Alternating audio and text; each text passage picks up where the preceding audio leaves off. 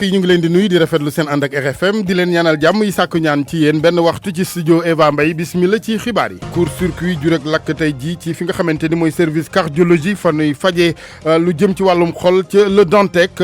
borom bi def na jàmm Senelec taxaw ca nam waree daal di taxaw ca mbir ya ba poste courant ba jur jéey ja mu tàqale leen ak institut Pasteur gu Tofo ak l'hôpital ba service maternité naka noonu ba jamono yi wax ak yéen lépp mu nga fay jaaraat ci yoon xibaar bu neex ngir étudiant xale yi am ren seen baccalauréat jaare ci Cerise Tech décret bi nga xamante ni moo daal di sañ ci bànqaas bu ni mel siiwal nanu ko léegi daañu mën a jot ci seen i attestation baccalauréat ngir mën a bindu ci daara yi kawe Sénégal nataal bi ci ñi accidenté ñi nekk ci wàllug image yu yéeme ci internet gi ak pàttali jëm ci di jalgati la loolu ci wàllu li ñu duppee 3 l'image te it mun na jur ak daan ci ñi nga xamante ni ñooy def taxawaay yu ni mel wàllu xibaar bokk na ca gaz beeg exploité gi ci frontière ba diggante Sénégal Mauritanie nappkat yu fànn woowee ñoom ñu ngi am ak njaaxle ci seen ëllëg rawatina société civile bi ca Ndar la ñu gis mooy compensation di état beeg na mu leen di gungee ne ndàmpaay ginnaaw njeexite yi nuy njort mu daal di dugg na ay loraange ci seen napp moome ñoom ñi fare ci boobu frontière diggante Gànnaar ak Sénégal bitim réew Adja Binta maa ngi lay nuyu. maa ngi lay fay bu baax Alaaji Assane cessez-le-feu ak dialogue politique ca réew Libye moom la secrétaire général bu ONU di woote Antonio Guterres nee na dinañ si amal conférence internationale ci assemblée générale bu Nations Unies dinañ déglu Antonio Guterres ay manifesté bañ ay étranger moo am ci Afrique du Sud dimanche ba tey ñetti nit faatu nañ ci ay magasin yu bëri ay étranger moom ko ñu yàqate ko waaye manifesté yi lu ñu bëgg mooy étranger yi génn ci seen réew. jërëjëf Adja ba ci kanam ngir yaatal gi sport gi Youssouf Bodian maa ngi lay nuyu. di la fay xaajasan li ci gën a fës. basketball ci góor ñi ñaareelu défaite Sénégal ci coupe du monde bi ca Chine gaynde yi ñàkk tey seen diggante ak Australie waaye bi yoon fukki poñ ak ñett mooy écart bi gaynde yi kon wane beneen xar kanam ñu bëgg a des kon ci performance bi ni mel ngir def beneen match bu ni mel seen diggante Canada jeudi lay doon di ngeen dégg kon joueur équipe nationale bu Sénégal ak suñu ndaw ca Chine di Soda Thiam. football nawetaan ak phase nationale yi quart de finale yi tey lay am ca Louga Idrissa Gana Gueye Paris Saint-Germain ca Ismaïla Sarr dem ca Watford bokk ci Sénégalais yi nga xamante ni bougé nañu ren ci mercato bi nga xamante ni tëj nañ ko ca Europe ni ki démb nañ ko waxtaanee ci xibaaru tàggat yaram. jërëjëf Youssouf yéen i kaay yeeg Mamadou Mouhamed Ndiaye gis-gis ak RFM tey dialogue national bi la ñuy waxtaanee am ngiroo am déet bu ni demee nees mën a def ba ak baral am ca mooy waxtaan wi ak rajo Futur Média. ci technique bi Abdoulaye Diop. benn xibaar yi ñu ngi leen di yeggee court-circuit bu jur ak lakk tey jii ci suba ci fi nga xamante ni poste courant ba nekk ci service cardiologie bu Le Dantec fii ci Ndakaaru Senelec nag taxaw na ci na mu waree ba lépp jaaraat ci yoon fàttali ne daal di woon nañu daal di lii di sorile institut Pasteur bi tofoog l'hôpital ba ci wàllu courant institut Pasteur ak boobee poste courant naka noonu it waa service maternité leeral yi ak Pape Balla Gueye. tiitaange juddu woon na ci service cardio bu hôpital Le Dantec tey ji ci suba gannaaw boo mu amee court-circuit ci benn poste électrique boo xam ne mu ngi nekk ci ginnaaw service cardio bile mu doon nag mbir moo xamante ne service technique yi gaaw nañu taxaw ci temm suñu sukkandikoo ci kii di Ndiamé Diop mi nga xamante ne moom moo nekk chef service administratif financier bu hôpital Le Dantec bile. alhamdulilah amuñu benn machine boo xam ne ni yàqu na kenn gaañu si amul benn problème bon peut-être taw yu bëri yi bon moo causé peut-être je sais pas mais donc Senelec woon na leen ñoo ngi ñëw. ci bërëb ba foofee nag groupe électrogène bi daanaka jamono ji moom la ñuy doxee gannaaw ba nga xam ne Senelec ñëw na ngir daal di fexe saafara jafe-jafe googule.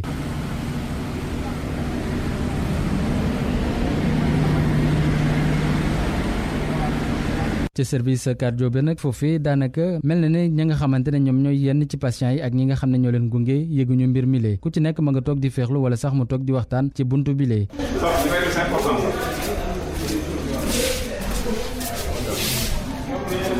foofee nga xam ne jamono ji liggéey ba ma ngay woyaat comme na mu dooree tey ji ci suba. jërëjëf Pape Balla RFM benn waxtu tegal ñeenti minutes. pour man RFM mooy rajo bi gën a jege askan wi. RFM rajo bi jaamu seen soxla. fukki fan ak ñett ci weeru septembre bi marche nationale bu ñu amal li nu bokk ni waxee ci janoog taskatu xibaar yi tey la ñuy ñaawlu bokk na ci ñu ne pataaral nguur gu Sénégal ci coowal pétrole ak gaz geek nañu ci tuddee Aliou Sall rakki prison Sall gi nu jàpp ne ak pexe rawale ak yeneen da caa am ci mbir yi wax nañu it mbirit feex fale bi ak Turquie ak ni nu leen baaxee boobu contrat di waa Tosyali Amadou Sabax Ba mu ngi woon ci boobu janoog taskatu xibaar yu li nu bokk. coow pétrole ak gaz plateforme bi di aar li ñu bokk mu ngay woyal xeex bi di ñaawlu doxalinu nguur gi ci mbir mi Daouda Gueye moo yor kàddu bés bi. ñun li nga xamante ni moom lañ ci jàpp moom mooy jëmul ci dara dul jéem a fexe nan lañuy setalee kii di Aliou Sall ni ñuy setalee kii di Aly Ngouille Ndiaye kii di président Macky Sall moom ci boppam nga xamante ni bu fekkente ne am na ku xam dara ci mbirum ñu balluy mbindaare yi moom la. plateforme di àddu ci ni nga xam ne noonu la justice bi di doxee fii ci Sénégal di xam la ne képp ku ñu tudd ci bile mbir maanaam pétrole beeg gaz bi di nga la yokk ki nga xam ne mooy yoon. seen pexe yi ñuy nas yëpp ak seen noste gi ñu teg jëmee ci lan mooy lenn rek lëndëmal xalaat askan wi wammi leen seen alal ba pare ñëw ña nga xamante ne dañ cee takk ñu fóot leen ba ñu set naan dañu topp alaxam loolu noonu ñu leen di xamal ne kat du loo xamante ni mën naa ñoŋ mbir mi moom dana leer bu leereewul ci seen nguur dana leeree ci geneen nguur. ci li nga xam ne mooy exploitation fer bi nekk ca Falémé plateforme bi di aar li ñu bokk mi ngi ñaawlu doxalinu nguur gi ci mbir mi li ko tax a jóg yëpp mooy lëndëmal xelu askan wi bu ñu sukkandikoo ci waa aar li ñu bokk. ñuy jooy loolu naan ñun kat jaan yi ñu màtt nañ jéem a xool nu ñu ko luggee muy Franck Timis ndekete yoo président Macky Sall jël na jeneen jaan watat ko ba suñu wet mu ñuy waaj a màtt muy kii di Tosyal yi mëla ca Turquie bëgg ñoo wammil. plateforme bii di aar li ñu bokk di woo sénégalais yi nekk fii ci réew mi ak ci diaspora bi ñu gën a takku ngir xeex li nga xam ne mooy suñuy ressources naturelles yi nga xam ne sax gouvernement Macky Sall moo nekk di ko pasaree bu ñu sukkandikoo ci seeni kàddu loolee waral rek ñu xam ne dinañ amal ay campagne de sensibilisation ci ay bés yi ñu jëm teg ci tamit benn marche nationale boo xam ne jàpp nañ ko ci le 13 septembre bi ñu jëm. ñu des Amadou Sabax Ba ak sunu ngëneel yi nu borom bi baaxee ci réew mi muy ressources naturelles yi gaz ba ci sunu digg ak Mauritanie nekk exploité gi ëllëgu nappkat yu diwaanu Ndar jaaxle nañu ci tiit ci ëllëg googee rawatina njeexite yi nga xamante ni ci wàllu environnement exploitation gaz boobu pétrole mun na ko am société civile bi ca diwaan ga bu gànnaaru Sénégal bu nu sañoon nguur gi gunge yooyu nappkat ci wàllu compensation Saint-Louis Mouhamed Nabi Silla. gaz bi ñu war a exploité ci géejub Ndar bi di am jeexital ci napp goo xam ni nemmeeku nañ ko ci Langue de Barbarie rawatina ci Ndar Moustapha Dieng di secrétaire général national syndicat bi ëmb nappkat yi lay di ñu xamal yenn ci ñàkk ak kaaraange gu matul goo xam ni dina ko fi jóor jeexital yu mag a mag a mag lay am soo jëlee téeméeri jën yu nekk fanweeri jën yi juróom dañu toxu dem seen yoon machine yi bëtt xeer yi dem ba sa suuf fa gaz ba nekk mu tibb gaz bi machine boobu day ànd ak riir bu bare ci biir ndox mi riir boobu day dàq jën yi non seulement dafay riir mais dafa am ay ndox yoo xam ni daf koy sotti si biir ndox mi yoo xam ni tooke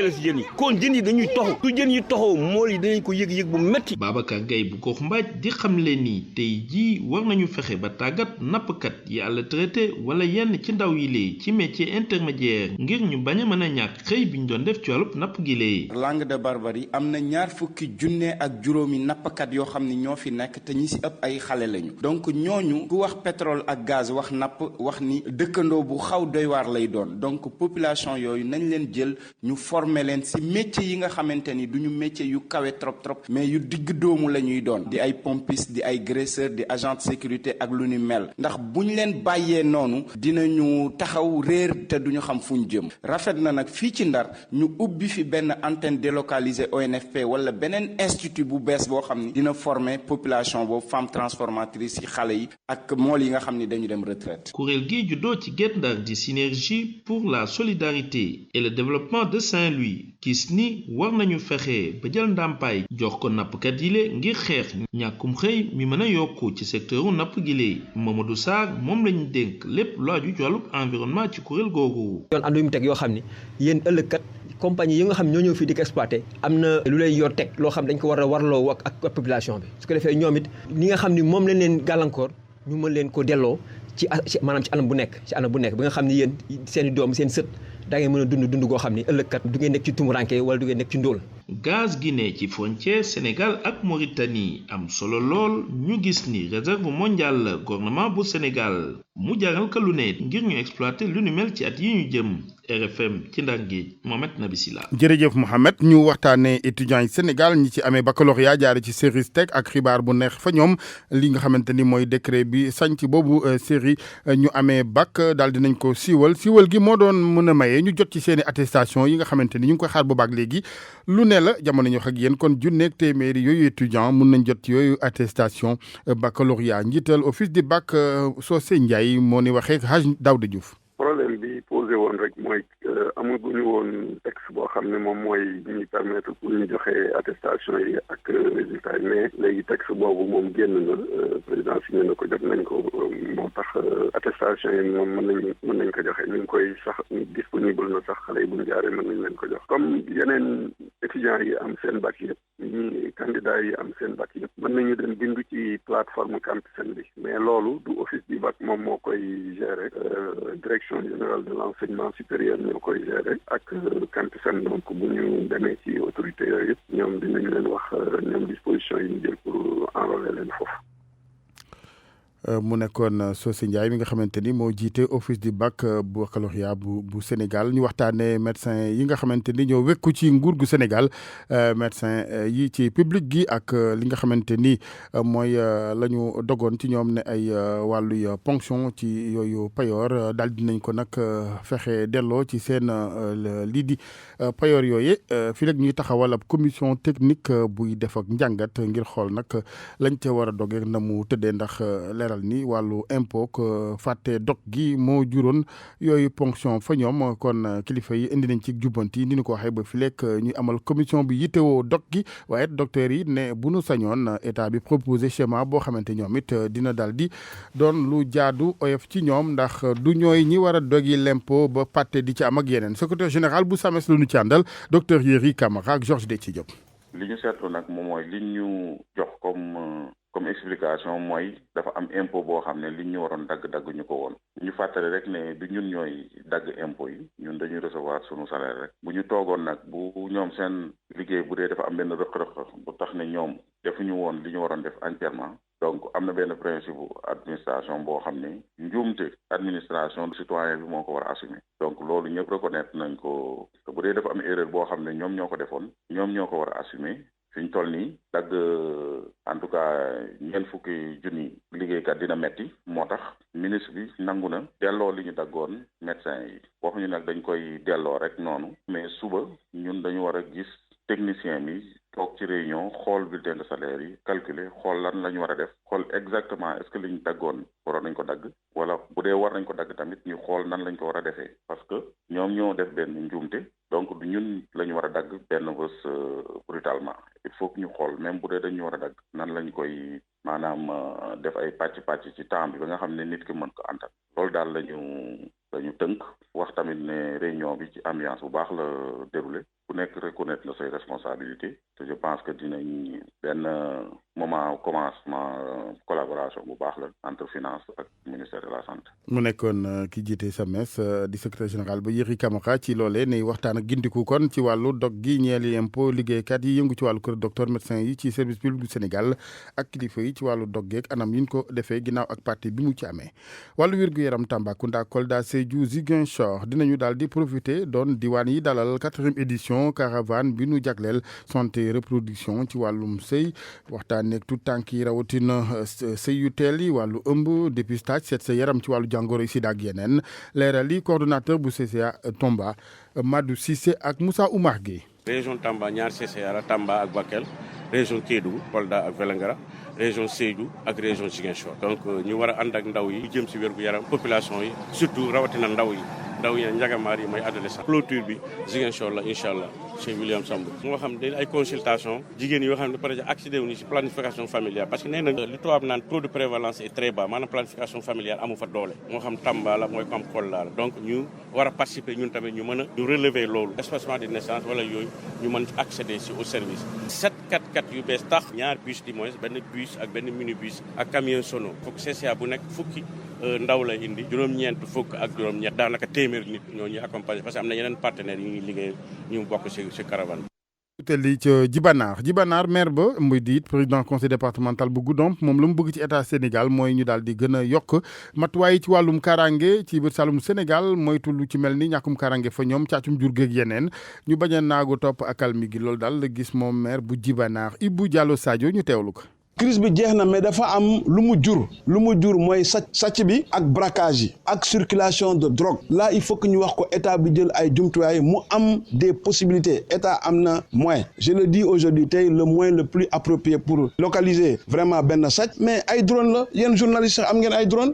militaires yu nekk fii yëpp dañ leen war a jox ay drone mi gendarmerie mi armée mi eaux et forêt mi douane ñoom ñëpp dañ leen war a jox jumtukaay yooyu pour seen liggéey mën a baax moo tax ñu ne état na xoolaatam sa politique de sécurité au niveau de la Casamance surtout dans le département de Goudomp aujourd'hui fu ñu nekk nii ñun ñëpp a sonn bu mu foo ne way léegi xeex bi jeex na non beneen forme xeex moo am mooy dañuy ñëw di attaquer population yi seen biir kër di leen di bund xatal di leen di rey di jël seen alal di ko yóbbu na leen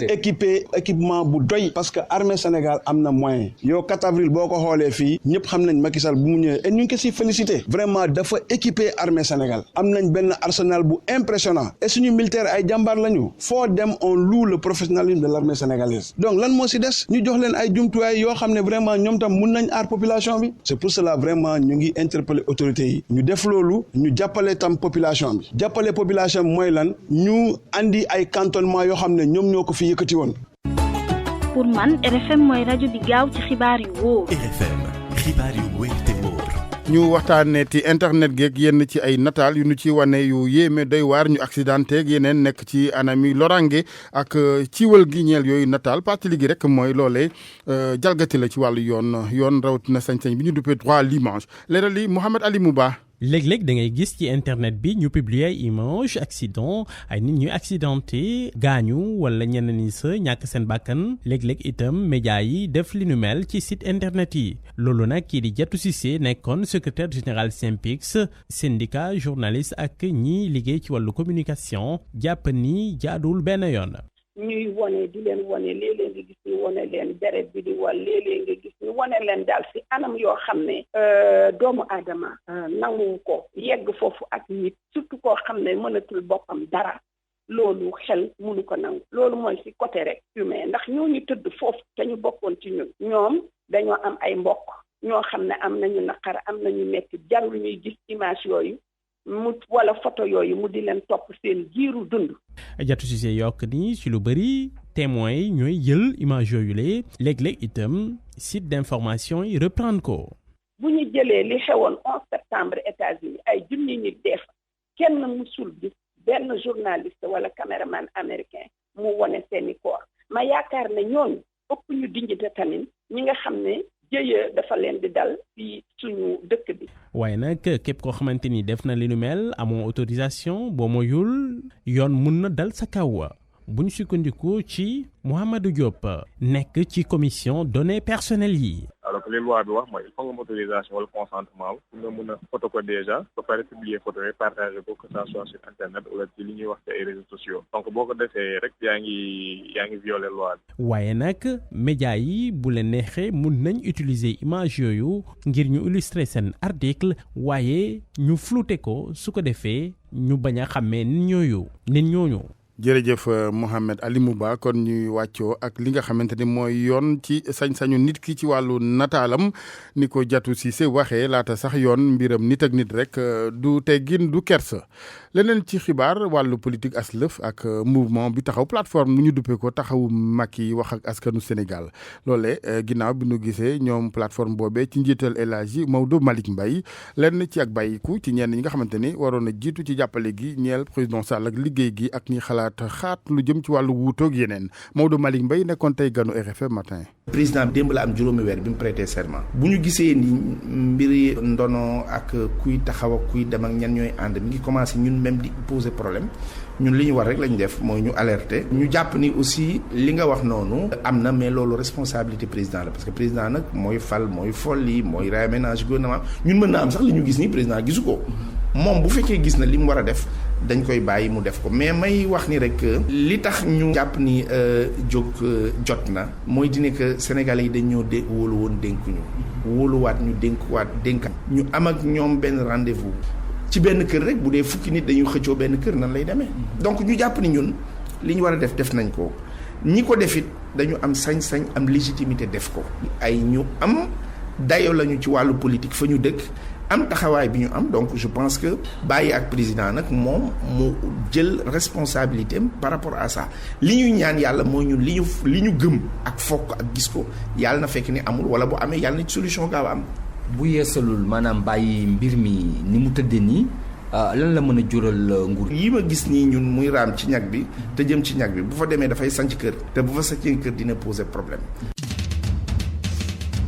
RFM bitim réew. ñu tàmbale ko Adja Bintak secrétaire général bu ONU mbootaayu xeet yi njiit la wax na addu ci tolluwaay la ci Libye. Antonio Guterres mi ngi wax ni dinañ ci amal sax conférence internationale ci assemblée générale des nations unies bi nga xamante ni moo war a am nee na nag luñ ca jublu mooy ñu am d'abord cessez-le-feu soog cee teg nag dialogue politique boo xamante ni ñëpp cay ànd ca Libye secrétaire général bu ONU moo doonoon tey invité bu RFI ay kàddoom Amadou Sabarba moo ko tekki. Aujourd'hui en Libye c'est tey jii ci Libye lu ñu war a def mooy teg gànnaay yi dakkal bépp xeex te jaare ci rek créer benn kuréel boo xam ne day nekk dialogue politique ngir ñu amal ci ay waxtaan. Libye fi mu toll nii ni mu mel ñaaw na loolu ndax ay armes ñoo ngay jóge fu nekk ba tax sax perturbé ñi nga xam ne ñooy doomu waa Libye waaye tamit ñi nga xam ne ñoo dëkk ci Sahel ak ñi nga xam ne sax ñoo nekk ci yeneen dëkk ci continent bi. ma jàpp ne li nga xam ne mooy priorité bu njëkk mooy ñu dakkal bile xeex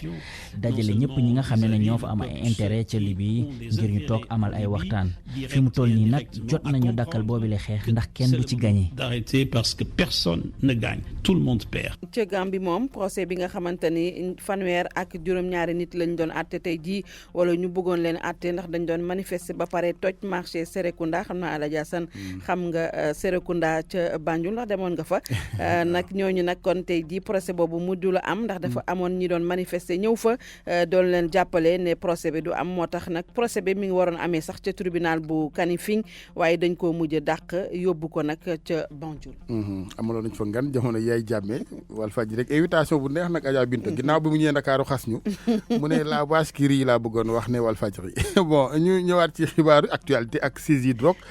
bu ñu teg loxo ab drogue ca Guinée Bissau. waaw ñi def li ni mel nag mooy brigade anti drogue bu police judiciaire bu Bissau bu Guinée Bissau mu toll kon ci junni ak téeméer ak ñaar fukk kilo cocaïne boo xamante ni daal nee nañu mooy saisie bu gën a am solo boo xamante ni def nañ ko ca Guinée Bissau ci wàllu cocaïne dañ ciy ànd ak Noa Mankali. juróom benn téeméer ak juróom kilogramme bu cocaïne boo xamante ni moom la ñu jàpp ci cadre opération bu ñu ne Navara dañ ko fekk ci kër bu doom Guinée Bissau waaye kooku defar rëcc ci police judiciaire drogue boo xamante ni moom la ñu jàpp ci xibaar yoo xamante ni police judiciaire am na ko mu ne drogue boobu dañ ko nëbb ci benn kër xamante ni fu kenn dëkkul waaye police judiciaire ngir service bu renseignement moomu dafa découvert drogue boobu boo xamante ni dafa dugg ci réew mi lu weesu ñaar semaine à travers ndox opération Navara xamante ni brigade bu stupéfiant ak bu drogue bu compagnie bu police judiciaire dafa tax altine bi ñu jàpp lu ëpp ñaar téeméer kilogramme ci cocaïne ci dëkk bu ñu ne Kayo ak Kanchunku ci nord de la Guinée-Bissau waaye ci ngoon yooyu maanaam ci guddi bu altenen bi ci même cadre opération boobu ñoo jàppaat junni ak juróom benn téeméer ak juróom kilogramme yoo xamante ni ñoo yokkaat ci ñaar téeméer yu ñu njëkk a jàppoon te loolu dafa totaliser 1869 kilogrammes yu cocaïne bu ñu jàpp ci altenen bi ci région bu Kassio maanaam ci dëkk bu ñu ne Kayo ak Kanchunku ci opération boobu juróom-ñett nit ñoom la ñu interpellé ci ñooñu dañoo am ñetti doom colombien benn malien ak ñeenti nationaux waaye ñu ne ci drogue bu ñu jàpp dafa am juróom variété te kilo bu nekk mun nañu ko jaay lu ëpp 17 500 euros ci marché bi dafa am xibaar bu institution bu police judiciaire boobu dafa indiqué ni police judiciaire moom dafa yaakaar ni drogue bi ku ko moom mooy réseau terroriste Al-Qaïda bu Maghreb xamante ni kooku dafa associé ci réseau international Al-Qaïda Noa Mankali Bissau RFM. jërëjëf Noa Adja ñu dem Afrique du Sud foofee ba tey jii li nga xamante ne mooy ak boot di si sa jëm ci ña fa dëkkul daal mu ngi gën a takarnaasi. ñetti nit faatu nañ ci ay cantines yu bari ñu daal di koy yàqate te Johannesburg manifestant yi lu ñu bëgg mooy étranger yi génn seen réew dañ ciy ànd ak Aji Maguette Ndiaye. benn mouvement national la bu ay nit yu bokk ci ay kuréel yu bari daal di lancé ñaar ñi sa gën a ràññeeku bokk na si dawalkatu camion yi ak kuréel gi ëmb dawalkatu taxi yi ci ayu bés yi nu génn jot nañu nemmeeku ca Pretoria chauffeur de taxi ya sa Johannesburg yàq ay magasin étranger yi féete foofu moomoon ñaawteef yooyu du lu bees sa dëkk ba ndax ata ngi ni dawalkat yu jóge ci yeneen dëkk yi lu ci mel na Zimbabwe Congo wala sax Zambie ña ngi leen di xoqatal ca taliya ndax dañ leen di jiiñ ñu ñoo bëgg jël seeni place ñaari téeméeri étranger faat nañ leen ci violence yooyu def na attaque léegi tey ji jot na ñu dindi yooyu ñaawteef bu nu sukkandikoo ci conducteur sud-africain yi ñoom ñi sax jot nañu installé ay barrage informel ci tali yu ci bari ca Johannesburg waaye problème bi du foofi violence yi ma ngay wëy dimanche ci ngoon ba tey ci juróom-ñaari quartier ca Johannesburg te loolee ay simple citoyen ñooy ñëw jaxat-jaxatee ak lakk yo doxandéem ya moom ñooy ñëw di yàq ak lakk bagage étranger yi. Alaaji Assane dem ak yéen fii ci xibaaru biti réew yi. ñu ngi lay gërëm bu baax Adja Binte Diallo xam naa drogue boobu nga dégg xaalis bi ci laxasoog yëpp daal bul jege bul laal ndax sa bëggee yegg na ci bëgg sa tay baas bii nga lëmës ci as lëf ci xaj ndate ñu ngi lay ziar benn waxtu tegal ñaar fukk minute ak juróom ci RFM. RFM Sport. Youssouf xam sa jigéen dama xamee ak moom nag maa ko tàggat depuis Walfadjri ñu waxtaanee coupe du monde basket bi ci Chine malheureusement ñaareelu défaite bu équipe nationale. gaynde yi tey ñàkk nañu seen kanam ci kanam Australie 68-81 13 points d'écart maanaam fukki poñ ak ñett mu kon tane bu baax a baax suñu méngale ak match bi nga xamante ne moom lañ njëkk amal seen diggante ak Lituanie mi-temps bi sax ñetti poñ kese lañ leen rawee woon gaynde kon wane beneen xar kanam suñu envoyé spécial ca Chine Soda Thiam la ñuy fekki. ñaareelu défaite bu Sénégal lu ñeel coupe du monde gile waaye nag gaynde yi dañoo daal di indi beneen xar kanam ni ki tey ji Maurice ak i ñoñam nag dañoo bett ñii di australien yi ka leen di tàggat di Moustapha Gueye di rafetlu seen réaction. maa ngi tiré chapeau aux joueurs parce que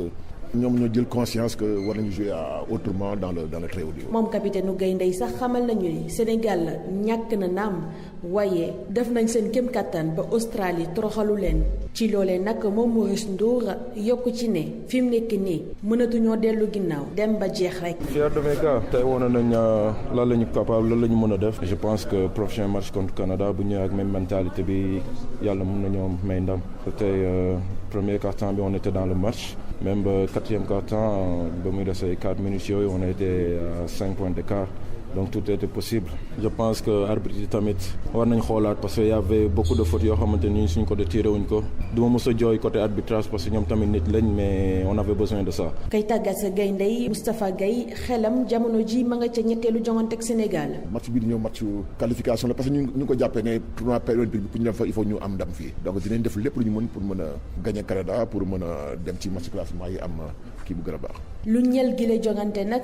côté Sénégal juróom-ñeenti gaynde képp ñoo ko joué kii di Ibrahima Faye Makhtar Gueye ak Djibril Thiam coach Moustapha Gueye jotu leen a dugal. parce que il est important pour moi aussi de ma wàññi rotation yi pour mën a am cohésion dans le jeu parce que plus tu fais tourner et plus il y a des dysfonctionnements donc loolu lañ doon éviter. mu ne woon Soda Thiam fii ci Chine Dongguan ngir Radio Futur Média. Soda Thiam joueur bi gën a ràññee ko côté Sénégal ci match bi Han Dalméda am sax note 19 ci match bi mëneeru Sénégal bi dugal fukki poñ ak ñeent juróomi rebond ñeenti passe décisive moom nag jàpp na ni équipe bi li mu wonee gum dal na xel ñu ngi ci yoon bu baax bi Han Dalméda ñu déglu ko ak Soda Thiam. Mais non, on avait vraiment envie de réagir par rapport au match. dañoo bëggoon wane suñu bopp gannaaw ba ñu ñàkkee match bu njëkk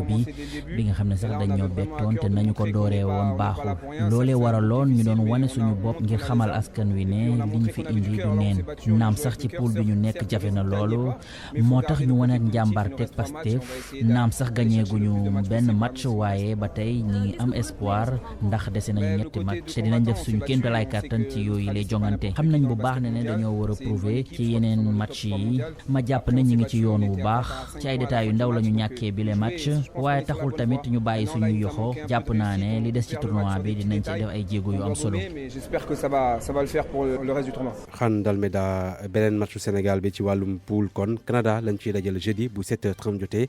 Canada moom la tamit dóor nañ ko sànq waa kon Lituanie ñoo leen dóor 92-69 kon ñaari équipe la yoo xamante ni ñàkk nañu seen ñaari match yu njëkk ñoom ñooy daje kon ci seen match bu mujj bi jeudi 7h30. ñu waxtaanee nawetaan ak phase nationale ONCAV quart de finale yi tey ji lañu koy joué ci Louga. lépp xara xewee kon ci stade Albouri Ndiaye bu 16h jotee mbooloo mi bu Tambacounda Déggo bu Kébémer dëkkandoo bu Louga Ersan bu Thiès lay dajal bu 18h30 jotee Yamatooñ bu Ziguinchor jamono bu Louga match boobu ñu jàpp ko kon boobu mooy ñetteelu match bi diisoo Louga UAR Kaolack ñoom ñooy daje bu 22h30 jotee seetlu ngeen ko certainement ci juróom-ñetti quart de finale yi ñeenti ay ASC yu nekk ci région bu Louga ndax Louga kon fukki équipe ak benn ñoo sóoboon ci mbir mi. ñu des ak football bi ak marché transfert yi ci Europe ak doomu Sénégal yi nañ ca yëngutoo. yëf yi bougé bu baax a baax ci ki mel ni Idrissa Gana Gueye dem ca Paris Saint-Germain Ismaïla Sarr dem ca Watford ca Angleterre Edouard Mendy di gardien bi moom ca Rennes la terre des joueurs yoo xamante ni bokkoon nañu ci CAN 2019 bi daal di wane si seen bopp bu baax a baax loolu bokk tamit li leen jàppale ñu am yeneen club yu gën di gis-gisu manager sportif bi di Omar Koliba Soumaré ñu jokk ak moom ca France. par rapport ak CAN bi ñu mujj dem ni Coupe d'Afrique bi nga xam ne jongante bu metti la woon gis nañ ne am na joueurs sénégalais yu bëri yoo xamante ni jot nañ changé club bi ñu nekkoon li ko dalee ci góol bi di Edouard Mendy ñaari góol yi sax laay wax ndax góol bu njëkk bi dafa gaañu woon mujjee ñibbi waaye daanaka saison bi mu def ci club am may na ko ba tey signé na ci club bu mag fii ci France Alfred Gomis tamit waaw mi nekkoon Spal mujj na ñëw France ndax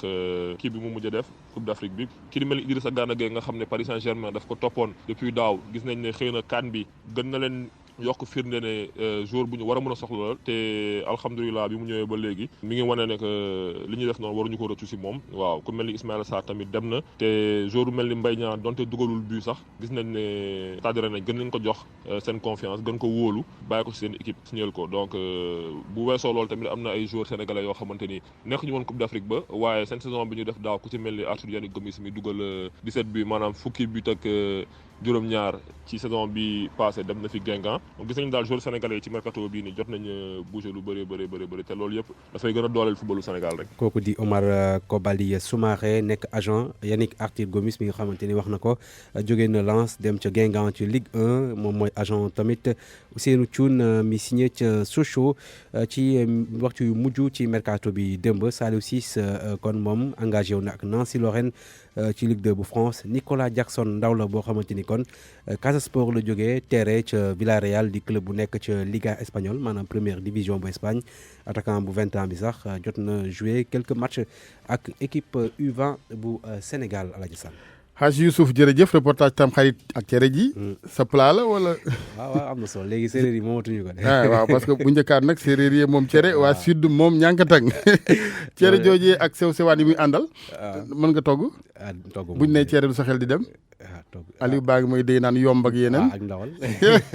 yu sew yooyu muy àndal moo yokk jamono yi ci marché Tilène ak nawet bi commerçant yi noonee lañ indi neb lay ñi nga xamante nag ñooy jigéen ñi dem marché que nduggi ñoom jaaxal na leen ëlëm leen ci jamono yu nuy waajal tam xarit fàttali ni altine lay doon Umu Kalsub li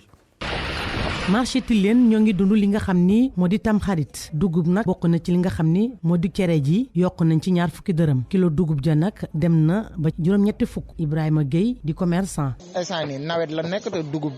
du am quoi ak taw bi nii du am ñu bari duñ am dugub moo tax day yokk ñu ngi ko doon jaayee 350 léegi 400 du question événement bi de ndax lii nii maanaam taw bi la heure bi xam nga dugub du am force beneen dugub bi ñëw mu soog a am. légumes ya tamit nga xam ne bokk na ci cere ji yokk nañ ko tamit muy wane na rek foog nga ñuq lu bari ngir am ca préparé tamxarit bi carotte bi tante yokku na après supame tan yokku na dem bu ñam bi tan noonu la pataas tantan yokkuwul benn place lay nekk xam ko de si kanam dee yokku mais ne de yëpp yokku na léegi amul moo tax amul am na de mais bariwul noonu comme traité xam nga fekkee seddaay la bagage bi yëpp am pagay la mais heure bi nawet moo bagage bariwul moo tax fi mu ne nii ñi nga xam ne ñoo di jaaykatu yàpp yi yokkaguñu njëgu yàpp gi mais mu fekkee ne ñenn ñi ñu ngi ragal fii ak tamxarit bi yokkute am ci il faut mu yokku tali oto yi jafe na fu mu ne nii loolu moo tax te nag yi ñëwul dafa seer fu mu ne nii ba demee seeraat jënd kilo 2750 2800 ah ñëw jaayaat ko fii 2500 kii 3000 ba tiiree sa paas ak paasam. ay fan rek a des ngir ñu waajal li nga xam ne moo di tamxarit gi njaboot yu bari nag seen bopp fi mu ne nii ci dépense su cere ji la nekk wante nag dañoo war a ñoqi lu bari ngir am cere ju neex.